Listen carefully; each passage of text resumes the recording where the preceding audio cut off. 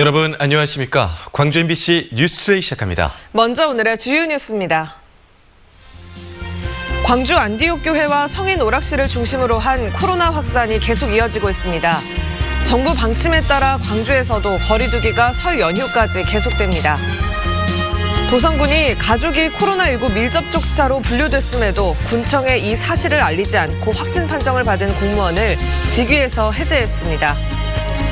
계속되는 거리두기로 설 연휴에 가족끼리도 5명 이상은 모일 수 없게 된 상황에서 전라남도는 온라인 추모, 성묘 서비스를 운영합니다. 다리와 제방으로 연결돼 사실상 육지에 가까운 섬에 살아도 택배를 시키면 추가 요금을 내야 하는 탓에 주민들이 불만입니다.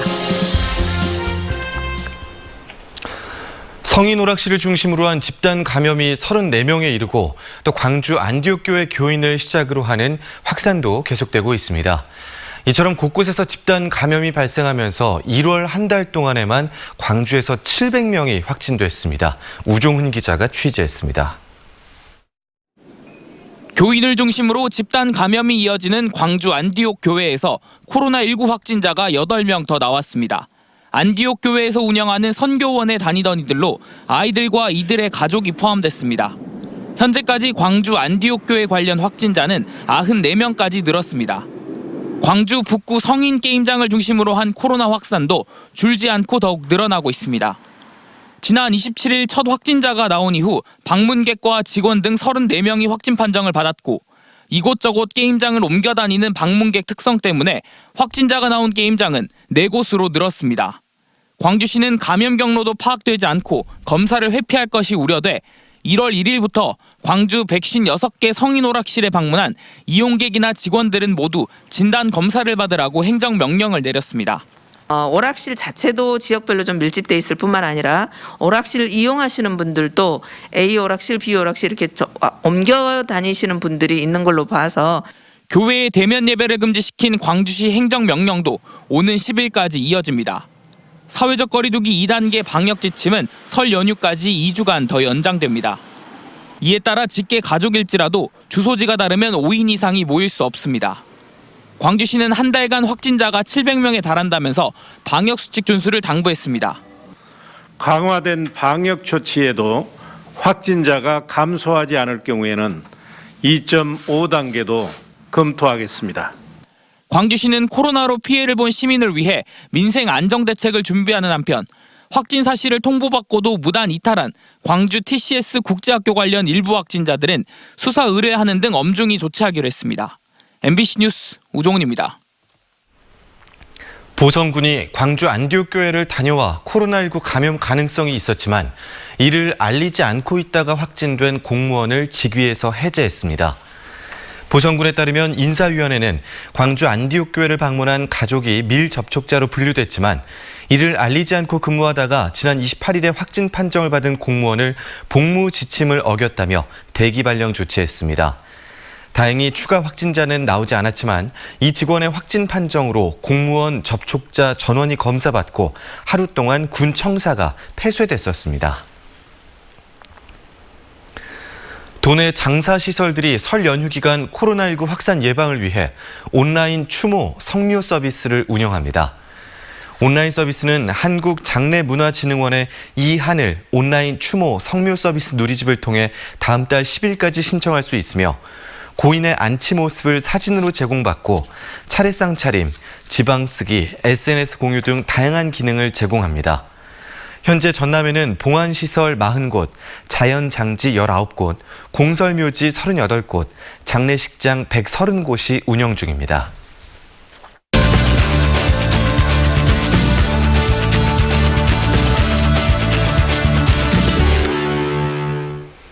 코로나19로 인한 국민들의 고통을 어떤 방법으로 덜어주면 좋을지 정치권의 논의가 활발합니다. 정준호 변호사와 함께 오늘은 재난지원과 관련된 문제 살펴보도록 하겠습니다. 안녕하십니까? 안녕하십니까? 네, 안녕하십니까? 이 코로나19 재난지원을 위한 여러 가지 방법들이 논의가 되고 있는데요. 어떤 것들이 있는지 좀 짚어주실까요? 네, 크게 3가지로 오늘 좀 설명을 드리겠는데요. 이익공유제, 전국민 재난지원금, 그리고 손실보상 이렇게 3가지를 좀 말씀을 드리고 싶습니다. 우선 이낙연 대표가 지지를 하는 이익공유제가 있습니다. 많은 분들이 손해를 입으셨는데 그 홈쇼핑 업종 같은 경우에는 매출 대비 작년에 오히려 한 20-30% 정도 늘어났다고 합니다. 이렇게 이익을 본 업종의 매출액에 대해서 세금을 부과해서 피해 업종을 지원하자는 게 이익공유제고요. 그다음에 이재명 지사의 전국민 재난지원금이 있습니다. 바로 오늘부터 경기도는 10만 원씩의 그 지급 신청이 들어간다라고 하고요. 마지막으로 정세균 총리의 손실보상제가 있는데요. 종전 매출 규모보다 감소액만큼의 한 절반 정도를 그 세금으로 지원을 하자는 내용입니다. 네, 이 세 가지 중에서 정부와 여당은 4차 재난지원금 지급으로 가닥을 잡아가는 모양새인데요. 그 선택의 배경은 어떻게 될까요? 예, 아무래도 이익공유제나 이제 손실보상제 같은 경우에는 이제 세금하고 연동이 되다 보니까 조세 법률주의라고 하죠. 이제 입법이 이제 수반이 돼야 되는 문제가 있는데 그에 비해서 이제 재난지원금은 추경 예산으로도 이제 가능했기 때문에 지금 아마 좀 간편성에 따라서 그렇게 가는 것 같습니다. 이익공유제 같은 경우에 있어서는 이익을 본 그 이득액을 세금으로 전환을 시키는 거기 때문에 외국인 투자의 그 감소가 좀 우려가 된다는 얘기도 있고요. 그다음에 손실보상제 같은 경우에 있어서는 민병덕 의원이 발의한 그 당시에 한 100조 정도의 재원을 필요로 한다라는 좀 얘기가 있는데 재원 마련에서 좀 부담이 있는 것 같습니다. 네, 뭐 선별 지원이든 보편 지원이든 시기를 두고 좀 논란이 될 수 있을 것 같은데요. 4월 재보선 이전에 지급이 될까요? 네, 작년 4월 총선에서 여권이 압승을 할 수 있었던 큰 근거 중에 하나가 이제 바로 그 재난지원금 지원이었는데요. 선거를 앞두고 여권에서는 단행을 안 할 이유가 없습니다. 개인적으로는 이제 재원 마련이 좀 걱정이 되긴 하는데요. 벌써 뉴스에서 이제 한국은행의 이제 국채 매입 이런 부분들이 많이 나오고 있는데 선거를 앞두고 이루어지는 그 지원금 약일지 독일지 좀 걱정이 많이 됩니다. 더군다나 이번 재보선에서 성공을 하게 된다면은 내년 대선을 앞두고도 또 논란이 될 것 같습니다. 네, 또 여당 논의 과정에서 일단은 손실보상제가 후순위로 밀려나 있는데요. 그 이유는 뭘까요? 네, 개인적으로 판단하는 가장 큰 이유는 손실보상제는 매출 그 감소액 규모에 대해서 이제 지원을 하기 때문에 현행 거래두기 연장이라든지 영업시간 제한, 특히 이제 호프집 같은 경우에 있어서는 밤 9시 제한이냐, 1시간만이라도 늘려서 10시간으로 해달라 이런 얘기가 나오는데요. 이런 부분에 있어서 좀 그 관련된 논란이 촉발될 수 있다 보니까 조심스러울 수밖에 없습니다. 그리고 그 손실보상제 같은 경우에는 소급입법, 그러니까 네. 법 제정이 된 이후에 이것이 이제 시행이 되냐 마냐가 이제 논란이 되기 때문에 아무래도 재난지원금으로 그 보상을 한 이후에 아마 논의가 될 가능성이 높습니다. 네, 이익공유제, 손실보상제, 전국민 재난지원금 이 세 가지 방안이 여권의 유력 대권 주자들의 아이디어기도 했지 않습니까? 어떤 정책이 선택되느냐에 따라서 그 지지율에도 영향을 좀 미치게 될까요? 예, 모두에 앞서서 그 제도별로 그 대권 주자들이 각각 지지하는 내용이 다르다고 이미 설명을 좀 드렸는데요. 생각보다는 바닥 민심이 그렇게까지 그 뜨겁게 지금 논란이 되고 있지는 않기 때문에 지지율에 직접적인 연동은 없을 것 같습니다. 다만 여기서 이제 그 대선 주자들의 이제 출신 배경이 좀 작용을 하는 것 같은데요. 기업가 출신인 정세균 총리는 아무래도 이익공유제는 지지하기 어려울 것 같고요. 그리고 의정 경험이 없는 이재명 지사의 경우에 있어서는 그 행정입법보다는 행정명령으로 할 수 있는 재난지원금을 좀 선택을 하는 것 같습니다. 개인적으로는 각 주자들이 앞으로 있을 경선 토론에서 재원 마련에 어떻게 신경을 쓰느냐가 더 지지율에 연관이 있을 것 같습니다. 네, 코로나 사태가 길어지면서 많은 국민들이 어려움을 겪고 있는데요. 적절한 시기에 적절한 지원이 필요하겠습니다. 오늘 말씀 잘 들었습니다. 고맙습니다. 감사합니다.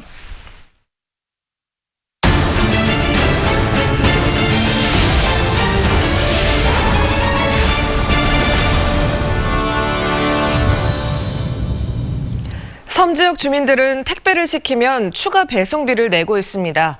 선박 요금 등이 반영된 건데요. 다리가 연결돼 사실상 육지가 된 곳까지 추가 배송비가 적용돼 주민들의 불만을 사고 있습니다. 김한수 기자입니다. 137세대가 살고 있는 전남 목포의 고화도에서 낚시 가게를 운영하는 임광열 씨. 매일 도착하는 낚시용품을 택배로 받을 때마다 한숨이 나옵니다. 9년 전 다리로 연결돼 도심에서 차량으로 5분 거리인데도 여전히 도서 지역으로 분류돼 한 건에 4-5천 원씩 한 달이면 20만 원이 넘는 택배비를 더 내고 있기 때문입니다. 4천 원이나 5천 원 정도 택배비가 9천 원, 만 원으로 되기 때문에 저희는 처음에 우아해하고 택배 회사에서 그걸 도선비나 상간지역 비용을 추가로 받고 있었어요. 다리로 연결된 인근의 전남 신안 암태도 등 4개 섬도 사정은 마찬가지입니다. 재작년 천사대교가 들어서 육로로 이송이 가능한 곳들입니다. 근거리 지역에 대한 어떤 외곽 운송료죠. 외곽이 너무 거리가 멀고 실질적으로 물량은 하루에 20개 이렇게 오다 보니까 운영할 수 있는 부분이 안 되기 때문에 이처럼 차를 타고 갈 수 있는데 특수 배송지로 분류돼 택배 비용을 더 내고 있는 섬은 전국에 77곳, 72만 명이 넘는 주민들이 부당한 대우를 받고 있습니다. 요금을 부과하는 기준은 명확하게 있지 않습니다. 어차피 다리 제방이 연결되어 있는 곳은 배를 타고 들어가는 것이 아니라 차를 가지고 들어가는 거잖아요. 특수 배송지라고 볼 수 없거든요. 비슷한 거리라도 택배 물류 대리점이 있거나 주민 항의가 있으면 추가 비용을 받지 않는 사례가 있는 등 적용 기준도 엉터리입니다. 또한 특수 배송비도 업체와 제품 종류에 따라 5배 이상 차이가 나면서 섬 주민들의 불만은 더욱 커지고 있습니다. MBC 뉴스 김한수입니다. 건축물이 장애인 편의시설을 기준에 맞게 갖췄는지 검사하는 장애인협회 소속 직원이 건축업자로부터 뇌물을 받은 정황이 드러나 경찰이 수사에 나섰습니다. 강서영 기자입니다. 장애인의 통행을 돕는 점자 블록과 이동을 돕는 장애인 주차장. 장애인 시설은 물론 카페나 병원 등 다중이용시설들은 건축 단계에서부터 장애인 편의시설을 기준에 맞게 갖췄는지 검사를 받습니다. 그런데 최근 적합성을 검사하는 여수지체장애인협회 소속 기술요원 A씨가 건축업자들로부터 금품을 받았다는 진정서가 접수돼 경찰이 수사에 나섰습니다. MBC가 입수한 전남지체장애인협회의 자료입니다. A씨가 여수 지역 5곳의 업체로부터 최소 30만 원에서 많게는 700만 원까지 금품을 받았다고 나와 있습니다. 저희가 확인한 것은 한 건인데 받고 보통은 돌려줬다 그러면 즉시 돌려줘야 되잖아요. 네. 그러지 않고 제가 수입이 좀 걸렸더라고요. 본인도 별 내지 않고 사익서를 제출하고. 공사 관계자들은 건축업자가 기술요원에게 위반 사항을 눈감아달라며 금품을 제공하거나 반대로 기술요원이 준공이 급한 건축업자의 사정을 이용해 무리한 지시를 하며 금품을 유도하는 경우가 있다고 말합니다. 얇은 이 판만 부착을 할 수 있도록 돼 있거든요. 그랬더니 자기들은 인정 못 하겠다. 말도 안 된다. 여기 규정에 이렇게 돼 있는데 이런 게 부지기수다. 그런 경우에 그냥 돈 몇 푼 줘주고 그렇게 하면 넘어간다. 편의시설 적합성 검사가 공정하고 적확하게 이뤄지고 있는지 의심이 들고 자칫 선량한 건축업자와 장애인들이 피해를 볼 가능성이 있는 상황. 하지만 주무부서인 보건복지부와 지자체는 각각 현행법과 전문성 부족을 이유로 들며 책임만 떠넘기고 있습니다. 그거를 이제 지자체도 관리 감독을 해야 되는 거죠. 그거가 저희가 아닌데 어떻게 검토를 한답니까? 장애인 편의시설 적합성 검사 과정이 일부 건축업자와 장애인협회 직원의 일탈 행위에 쉽게 노출되고 있다는 지적이 제기되고 있습니다. MBC 뉴스 강서영입니다. 신재생에너지 발전 사업으로 발생한 이익금의 일부를 주민들에게 돌려주는 신재생에너지 이익공유제가 오는 4월 신안군에서 처음으로 실현됩니다. 신안군은 이 태양광뿐만 아니라 해상 풍력 사업에도 이익공유제를 도입하고 있습니다. 김윤 기자입니다. 신안군 안좌면 구대리 일대 79만 제곱미터에 들어선 태양광 발전 사업 단지입니다. 지난해 12월 완공된 96메가와트 규모로 올해 말까지 이 일대는 300메가와트 규모의 발전단지가 조성됩니다. 인근 32개 마을 2,900여 명의 주민들도 협동조합을 구성해 이 사업에 참여했습니다. 신안군 신재생에너지 이익공유조례에 따라 사업비의 4% 이상을 협동조합이 은행권 대출로 충당했습니다. 은행권 대출도 발전 사업자가 신용과 담보, 대출 상환은 물론 파산 때에도 모두 책임을 지도록 해 주민들은 20년 동안 이익만 가져가는 구조로 짜여 있습니다.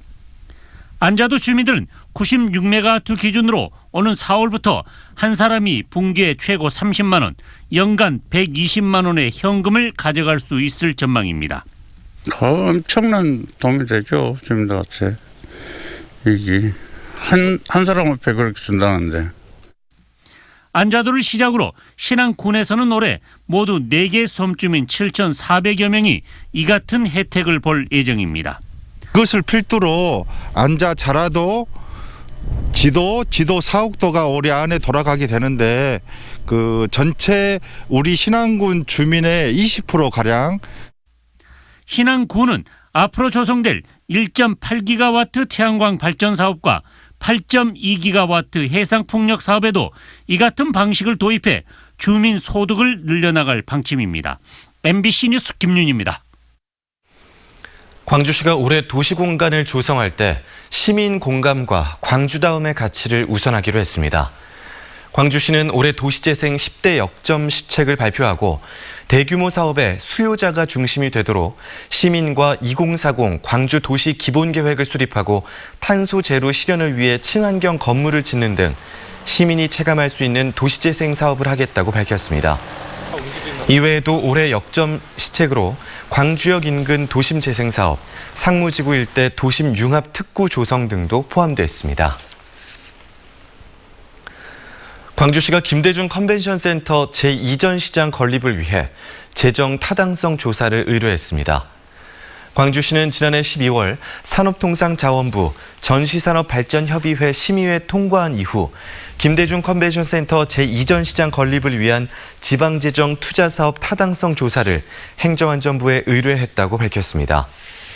제2전 시장은 광주 서구 치평동 김대중 컨벤션 센터 제1주차장 18,000여 제곱미터 부지에 지하 2층, 지상 4층 규모로 지어질 계획입니다.